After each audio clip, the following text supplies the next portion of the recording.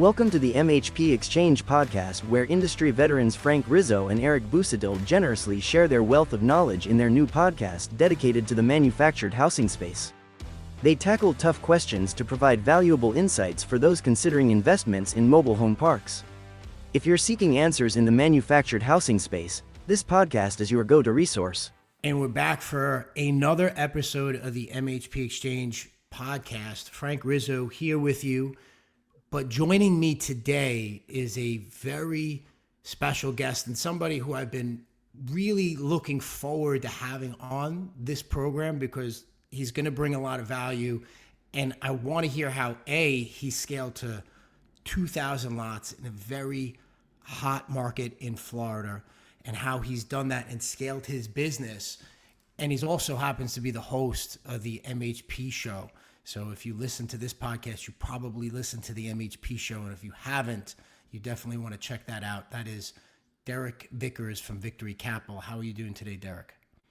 I'm doing great, Frank. I just got a super intense workout in before I got on here with you. And so, I feel pretty good. Still kind of sweating actually a little bit, but I'm good, man. Ready, excited to be on. We had fun when you were on my show.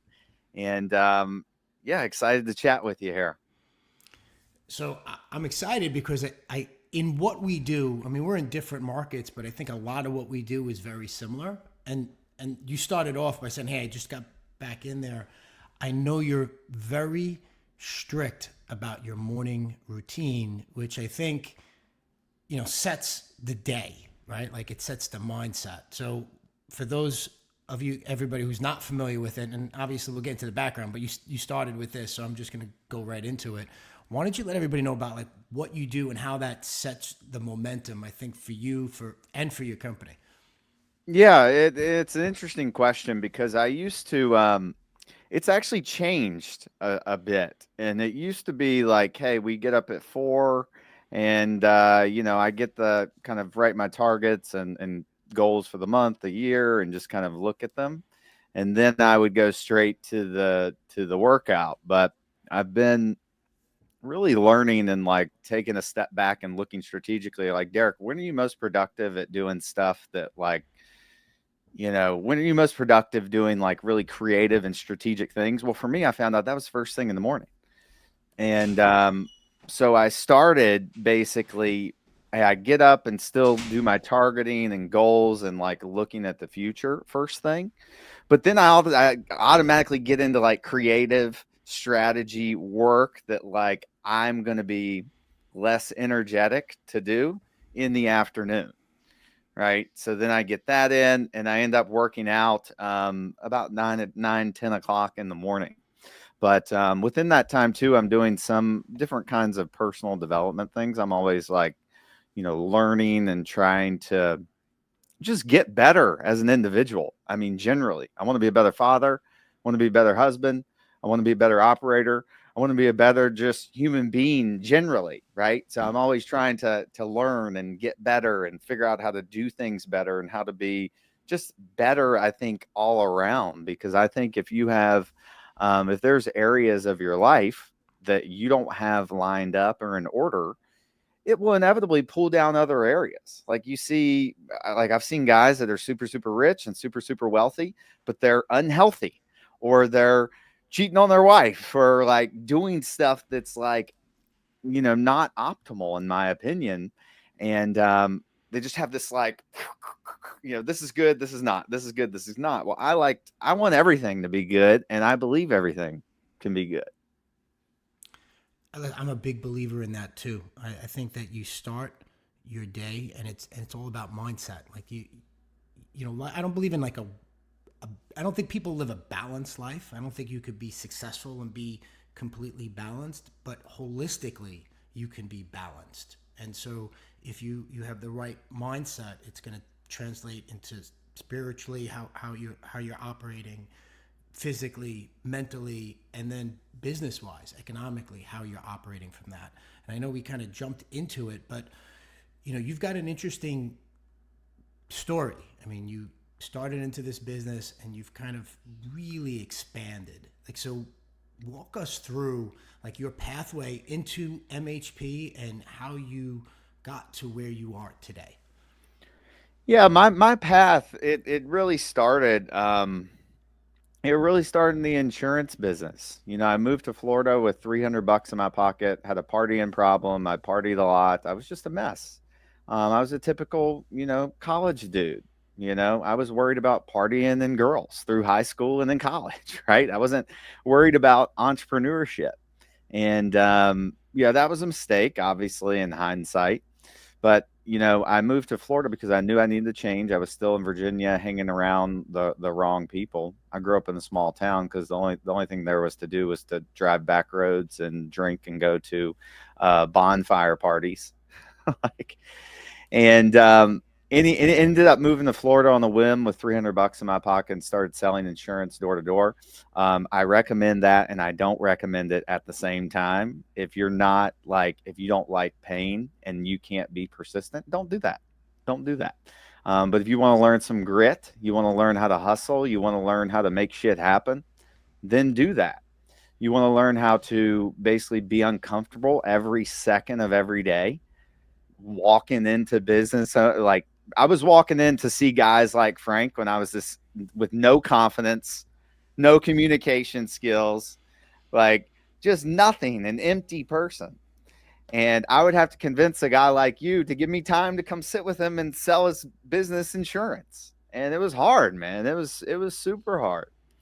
And every call I made was like this, it was like this internal mental battle. Like, oh my God, I'd be so pumped. Hey, I got out of the car and walked into this business, but shit, now I got to go do it again. And then So after that, this was completely cold. Like you weren't setting appointments. You were just walking in the door and saying, "Hey, look at me and give me some time." give me some time. Yeah, it was cold and I was going in to like warm the lead up. Now looking at it now, there's probably some better and more strategic ways I could have did that. But I didn't know anything else. I was like, I didn't know anybody in Florida. I had no referral base. So like I had to go in cold. And it just taught me a lot. I grinded through that. Um, if you watch my show, you hear I made 13 grand my first year. Most people would have quit. Made 25, 26 grand my second year. A lot of people would have quit, but I was like, I am not going to work a 9 to 5 again. I'm just not going to do it. And I stumbled upon, I started listening to Grant Cardone's sales material, and it helped me tremendously. I went from like a nobody to like, the second or third in sales in the state of Florida. And in that time, I started learning real estate from him in 2015. He used to do a show on Mondays on Mondays, Real Estate Mondays. He literally whiteboard how to underwrite, teach you how to back of the napkin. And I learned like about wealth building in that point in time, because before that I used to think that if you were worth $1 billion, like you got paychecks that got you to $1 billion, but it's clearly not true. And I started looking at deals, started looking at multifamily deals, and built the insurance business up. I ended up having a big office with over 100 salespeople, so I was doing well in that. But I realized a few things in that business is that I would go to these because my team was doing really well. We were crushing it, Frank. And so I would get invited to go meet with all the big wigs and the higher up people in the company. I'm like, man, I want to talk to these people because I want to see what they're doing about wealth building. And I would talk to these guys, and like all they're doing is, drinking at night, heavy.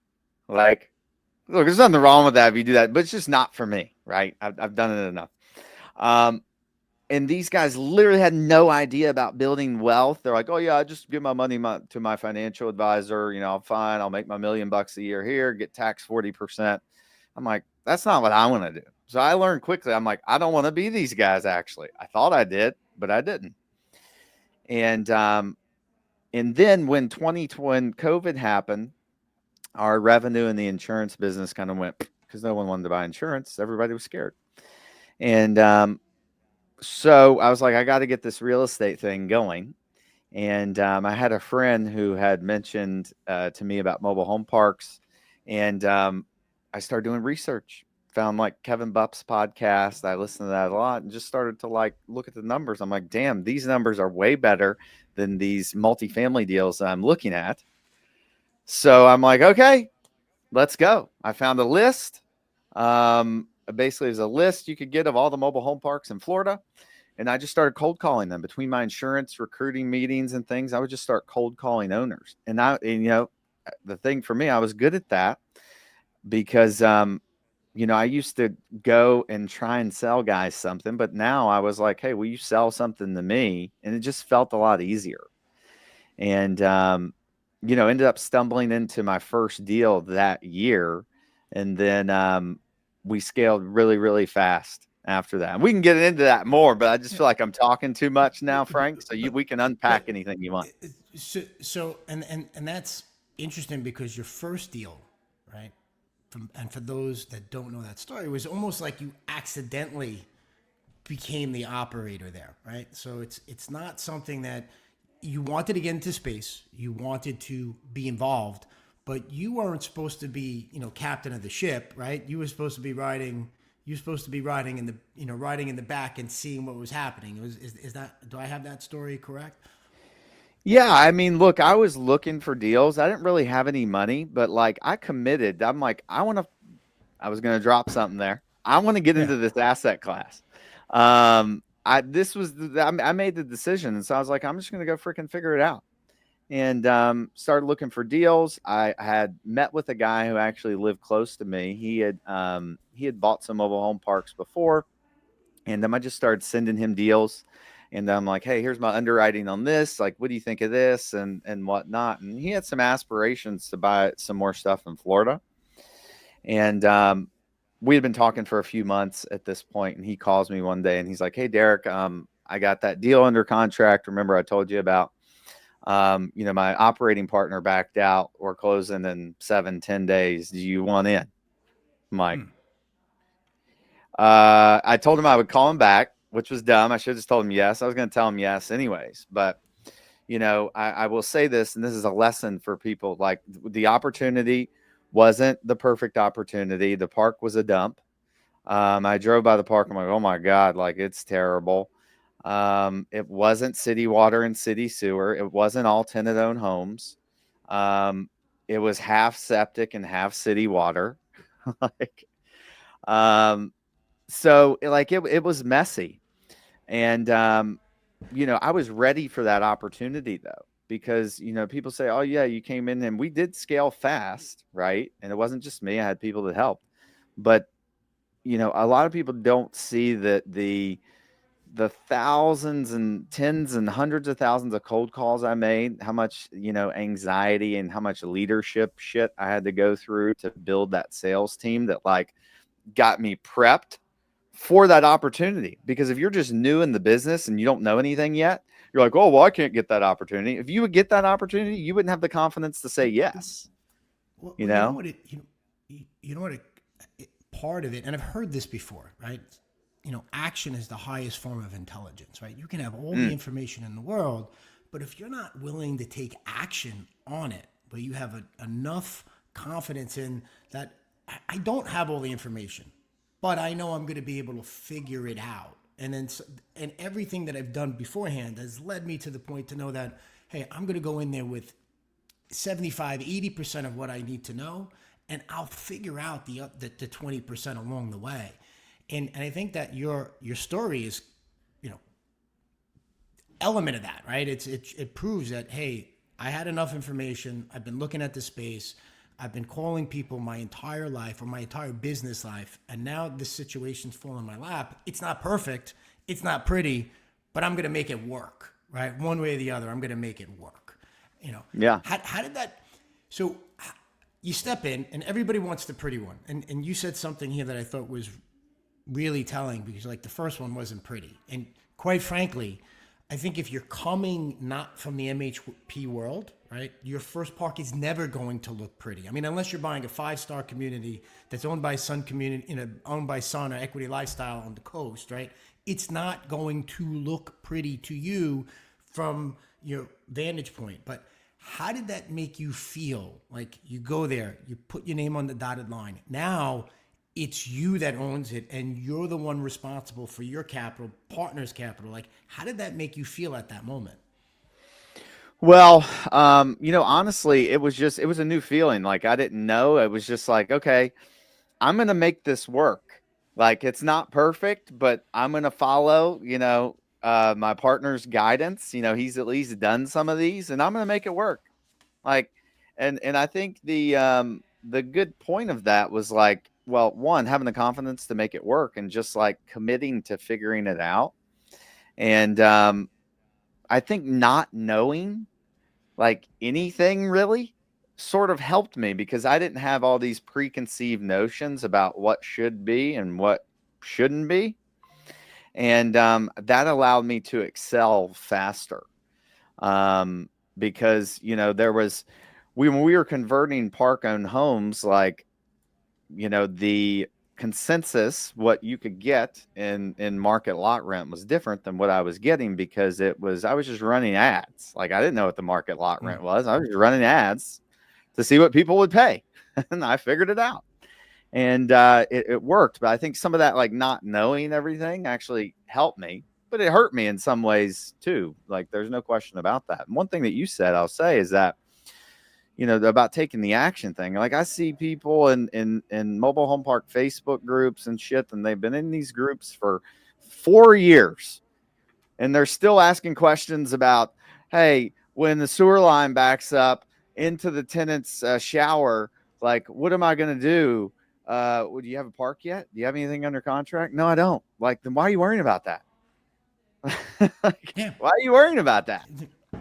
you'll figure it out when you get it there. I mean, it's not, you'll be able to solve those issues because they're issues that can be solved. Yeah. So, so Derek, that was your first park. How many parks have you purchased since then? Yeah, so there's been quite a few. I think we're up to like 46 now that I got into and purchased, and then we're purchasing again. So it's been a wild ride for sure. That is a phenomenal ride, and congratulations to you on that.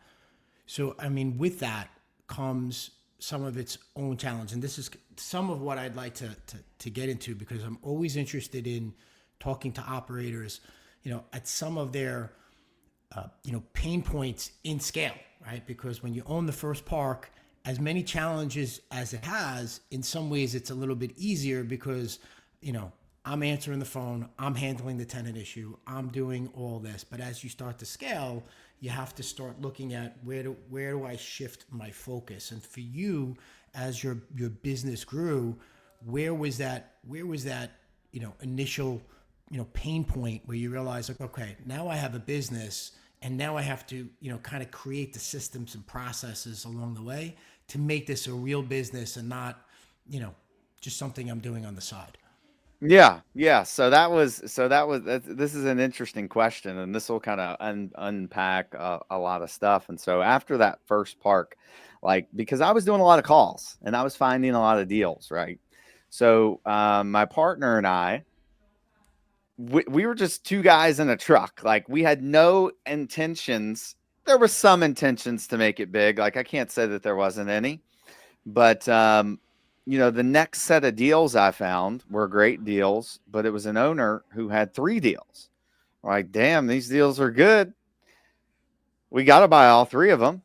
So we bought those. But in that time too, I found another deal for like 30 a pad in Orlando. Thing's probably worth a buck 30 now. Like, um, go ahead. So is that how you look at deals? Like, are you underwriting it on a basis play per pad? I mean, how is it that you kind of look at or you're underwriting a deal now? Like, is Yeah. it? Yeah, I'm looking. I like basis plays because I'm like I'm an equity multiple kind of guy. Like, and in that you'll get some cash flow in that, but I'm an equity multiple guy. Like I want to get in and multiply investor capital fast. Like not 10 years. I want to do it So fast. so in order to do that, and this is where I think our and this is what one of the reasons why I listen to your podcast in terms of how you do it and what we do and where I think we have some similarities. To do that, you've got to step into some pretty ugly situations to force that appreciation, right? You're not going to create that equity multiple on something that's, day one setup, cash flow, and you hear a lot of people get into the space like, oh, there's day one cash flow, it's super passive. But you're kind of rolling up your sleeves, doing a little bit of the dirty work, right? Like, what's your typical, Derek Vickers buy? Yeah, so it's a well, in a market that I know and a market that I understand what a basis per occupied pad, not complete pads, because I don't count vacant pads. Um, where a basis per occupied pad is really like it's favorable, and they're all park owned homes, so I can do some conversions and sell them off in tenant owned homes. So that's the really the bread and butter of what we do. Okay. Um, I'd prefer not to buy parks with all tenant owned because a lot of times the rent's just too low and it's just, it's harder to get them up into those the equity multiples unless you buy them cheap enough. But we buy them, like, don't get me wrong. But it's really the park owned home conversion deals that I like. They're just harder to do. And, if you listen to most advice in the industry, they tell you don't buy private utilities, which, look, I don't necessarily disagree with that. I'm not going to pass up a good deal at a good basis just because it has a well. Like, I know how to operate a well, I've got plenty of them, right? Even a treatment plant. Do I like it? Absolutely not. Is it ideal? Definitely not.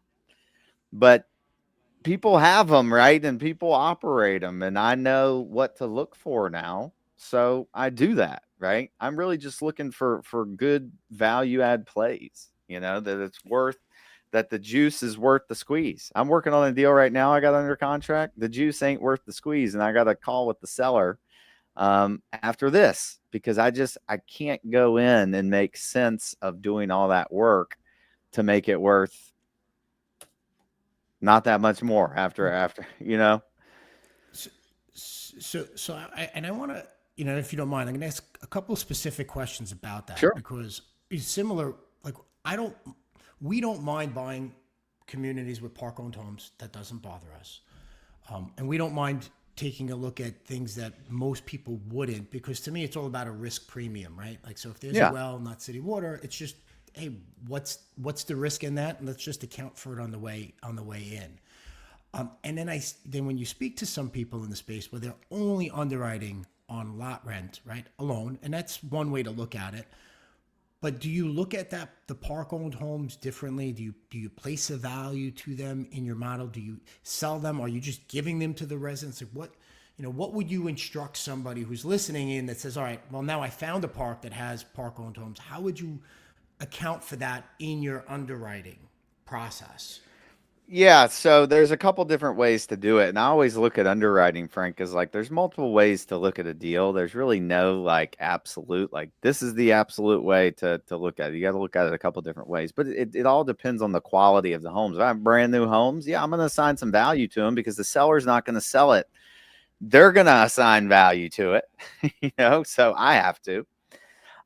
If they're nicer and I can get 20 grand per home somehow, I'll factor that in, right? If the seller's asking for a little bit of a premium because of that. But if they're dogs and they're handymans and they need a lot of work, I mean, I would prefer not to add any home value in the underwriting. But in order to make some deals work, if the homes are nicer, then I'll do that. Does that make It, sense? it does, because we have this conversation internally with our team consistently. Like, the homes do have a value, right? They If do. I have to bring a home in, there's a capex cost, right? I have to move a home in, I have to set it, I have to connect it, I have to put in I might have to put in a pedestal or upgrade the pedestal. I have to skirt it, I have to put a deck. So there's a fixed cost for me to do that. If I have a home in, even if it's a home that needs some work, but it's habitable, there's a value to somebody and there's a value to us. So we have to place some value to that, and a discounted value, but some value to that. And listen, not every home is brand new, but those homes do have a value. And then we do look to, and I think we're on the same page where I believe that communities where residents own their homes, they're just better run communities for us. Sure.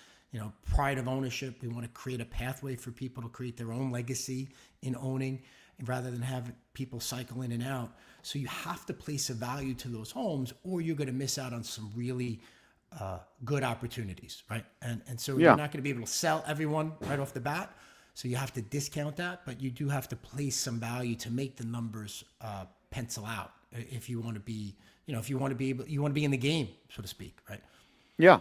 Yeah, for sure. And I mean, I've got a couple deals where I'm doing that now because the homes are nicer. Like, and so there is a value to them, and it makes the deal sweeter if I'm like, okay, yeah, there is some value here. We're going to collect it at some point, not on day one, but I agree with you. So now, are you vertically integrated? You self manage all your assets? Yes. Yes. Now so when I built the portfolio with the one partner, we built that up. We ended up buying into another portfolio and merging with it. It was 30 some communities that we had. And then we had turned that over to a third party, like someone else to manage it. So I got out of the operations and day to day of that.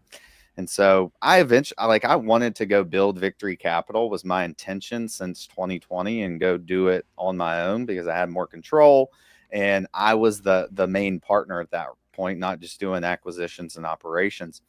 And so I still have a massive, equity ownership in that, but I transitioned out.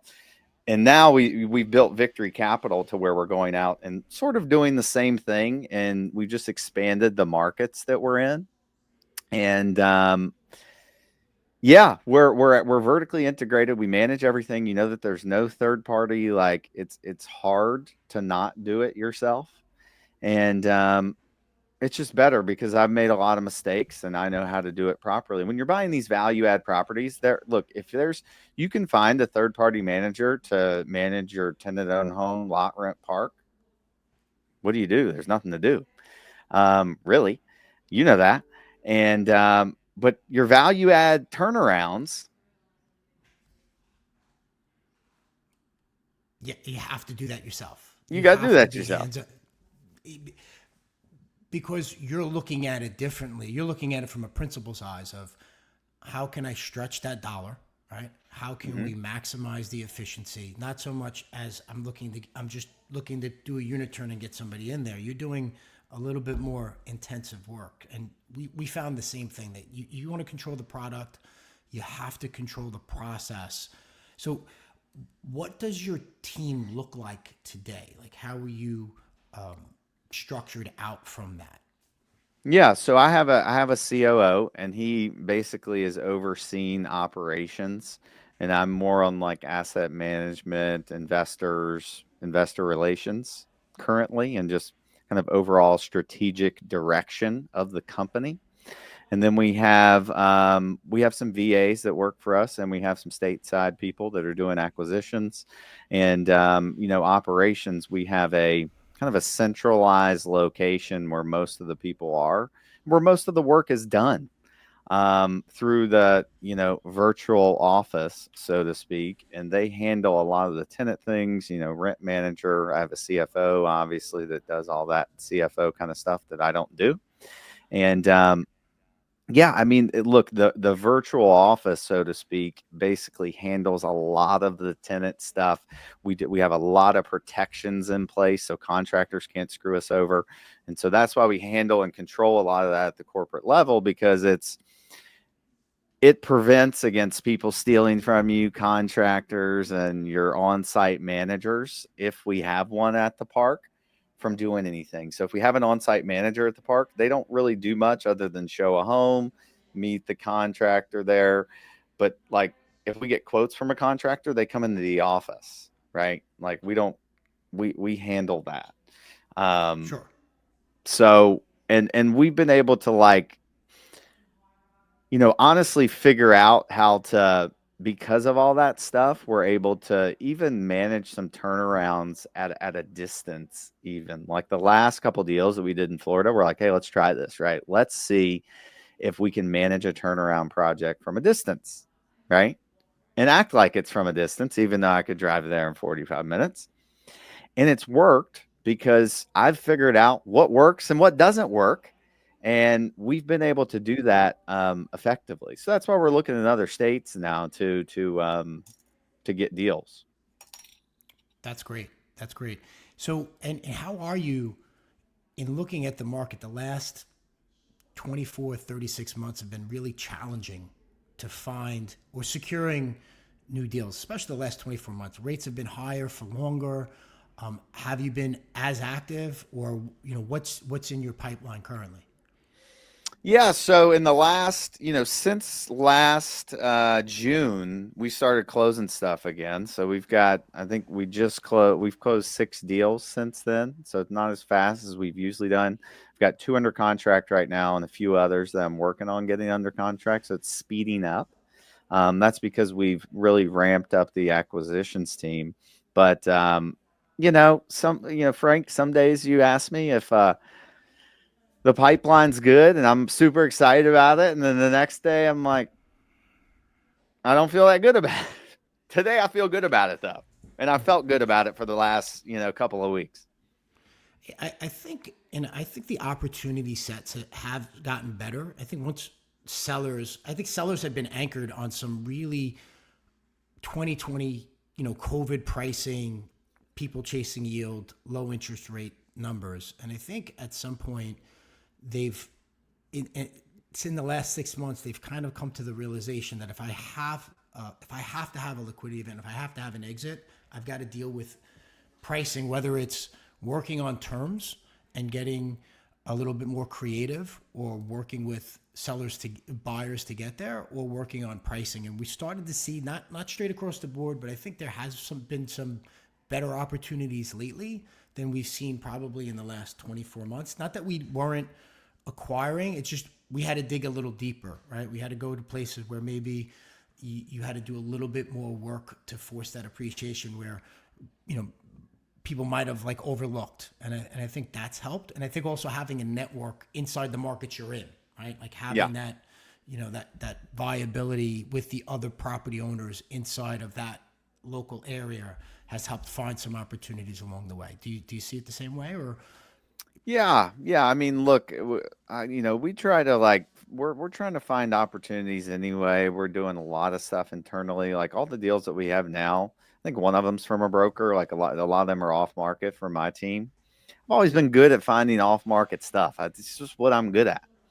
And so we get a lot of off market deals. The deals I have under contract right now are off market, direct to seller. And yeah, I think, networking, we've got one of my guys reached out to a guy that owns some parks around Tampa. It's 4 parks. And I called him personally. He's like, "Oh yeah, I know who you are, Derek." And just another park owner in the area, yeah, that helps. And, I'm trying to find deals anyway, and now you just have to look harder. It wasn't so like in 2021, and you probably heard me say this before, but you got a number, Frank, that you would sell everything for right now. I know you do. Sure. Sure, of course. Yeah, of course. So all the sellers around in this area, their number that they thought that they would never be able to get was the number that I knew that I was stealing it. So it was just like offer accepted, offer accepted, offer accepted. So it was like boom, boom, boom, boom, boom, fast. Now it was that right time in the market before Sure. all the pricing got psychotic. Yeah, and before we really started to see, I mean, there's been tremendous capital flowing in, whether it's family offices, private equity looking to get into the space now, which has helped keep those prices elevated in certain markets and really driven up lot rent across the board. But for you now, are you still syndicating deals? How are you structuring like your acquisitions? Yeah, so we've done, the last 6 deals that we've done are syndications, and all of our deals before that have been syndications. But now I started a fund, and so it's Victory Capital Equity Fund One, and we're going that route now. And yeah, I think it's going to be great. We've got some seed deals that are going to be going into that pool. We're going to be buying value add stuff in the on Sunbelt states, Florida, Texas, Arizona, North Carolina areas.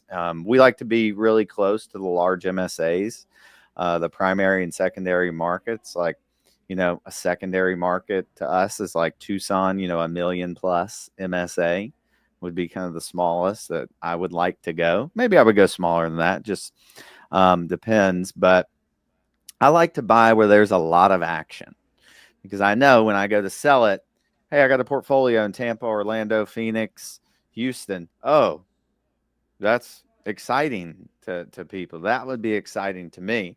And so that's my business model. I like to buy in areas with high barriers to entry. It's harder to buy, but we find value there because I have the acquisitions team that I can target in that area to hit and find the good off market deals. And like versus somebody that, yeah, I buy in those markets, but if you're just waiting to get stuff from brokers, then you're going to miss some deals that I'm going to be able to get.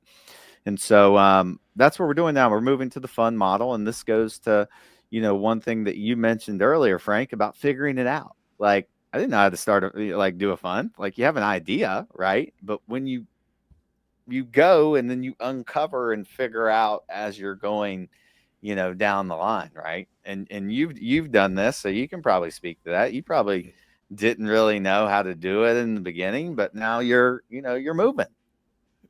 And you're right. I mean, when you first start, you obviously want to, before you get to that fund level, you have proof. You want to have proof of concept and have your process down right. And now, it's, hey, here's the platform, right? We're here for the long term, and I'm guessing this is, part of the value proposition is, hey, you're here for the long term. This is your platform. You've built out a strong base in the central to northern Florida market, which now you can continue on. And there's some added advantages to being in that platform, whether it's tax advantages, whether it's the longevity of having that equity multiply over time, where maybe on the syndication model, once that business plan is executed, there's your capital back, there's a taxable event, there's something that now you have to find something else to do with that money, right? That's right. That's right. What do you think the because like so when I got into this business, it was starting to consolidate, right? Starting to consolidate. And before that, of course, when I got in 2020, I'm like, shit, I wish I would have gotten in 2015. People that aren't in the business now will say, hey, I should have gotten in when Derek got in 2020. How much longer do you think that we have before the ocean gets like pitch black red? That's an interesting question, and it's something that we ask ourselves because we do understand or realize that, hey, there's a finite number of communities nationwide that are even investable, right? So if there's That's right. 43,000 parks, right, there's a number of them that are micro parks that are maybe 12 units or below Yeah. that you can't even consider, right? So there's a finite number of parks that are even available. There's maybe nationwide, maybe 800 parks that go on the market every year. I mean, if you're lucky. So how many of them are really available? And then once they get into certain hands, whether it's the Carlisle Group or Apollo or Blackstone, are they really trading them again? Or do these become massive land plays? So you have to look at that as saying, well, this is the only area in real estate where they're just not making any more of it, right? So, Yeah. when I first got into real estate, somebody told me, and I was an agent, at one point, someone was like, you always want to buy land because they're not making any more of it. But there's a lot of land out there. When you talk about mobile home parks, there's a finite number of mobile home parks, and every year more will close and open. And it is the nation's most affordable housing stock. You have a tremendous amount of capital coming in with a finite supply. So, it goes back to your original thesis. If you don't take action now and you wait 3-4 years down the road, you're probably only going to end up in costing yourself more money on the entry rather than taking action today. But Yeah. Yeah, and I agree with that. I mean, look, I think there's always going to be deals and opportunities. Like I get that. Um, but even like, did you go to MHI? I didn't see you I there. did, I did not go this year. No, It was just Okay. traveling. We were traveling on different opportunity sets and did not get a chance to go to MHI this year. Yeah. So it was good. I mean, I think the consensus around, people are trying to buy. So there's the people that are trying to buy, there's capital to buy, but everyone's having the same problem. There's just not as many deals. And you know, let's just say interest rates, let's just say the treasuries dropped, 200 basis points today. Probably not going to happen, but if they did, then do the sellers like, oh shit, interest rates are lower now. Instead of a 6, I'll try and sell it at a 4.5. Like, I could see that happening too. And then you're in the same freaking quagmire, right? You're in the same quagmire that you were in before, that you're in now, and that we've been, fluctuating in and out of here for the last couple of years. And I definitely look. We're taking advantage of all the opportunities now, and we're going to keep doing that because I love this business and this business model. It's very simple. It's very predictable once you do it and you have your buy box. But I do like, hey, we got to buy as much as we can now because it's going to be harder to buy in 10 years, and that's what makes me think about this deal I have under contract. And I'm like, man, should I just buy it? And because it's probably gonna be harder to buy next year, and like in 5 years, I'll be like, I should have bought it, even though I am paying too much for it. So, if somebody wanted to find out more about you, what you're doing, how you're doing this, like how would they reach out to you? Yeah, so I'm very easy to find. So you can go on YouTube, Facebook, Instagram, LinkedIn, and Derek Vickers 885. You can just search me up. I'm on there. If you can go to victorycapital.com. That's VICKTORY capital.com. And you can check out what we're doing. You can get into our investor portal and check out get some information about the fund. And you can book a call with me on there if you're interested in learning more about the fund. It's for accredited investors only. And would love to chat with you about what we're doing, especially if you love real estate and you see all the crazy stuff that happens in mobile home parks on Frank's show that he does. And you're like, dang, it looks cool, but I don't want to deal with that. Then, Victory Capital, our fund, would be a good option for you. So you can reach out to me. Would love to jump on the call. Listen, and I will tell you, if you haven't listened to the MHP show and you listen to the show, you should definitely check that out. I listen to it religiously. Right? I'm always checking in when there's a drop.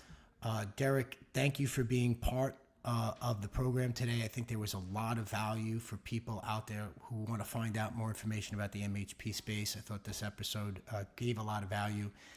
And if you've listened and you have, you found value out of it, give us a rating and a comment. That's how we help other people find this program. So I would appreciate if you take a moment, rate this episode, give it a comment, and share it with somebody. This has been the MHP Exchange podcast. Frank Rizzo with you. Until next time, everyone, happy investing.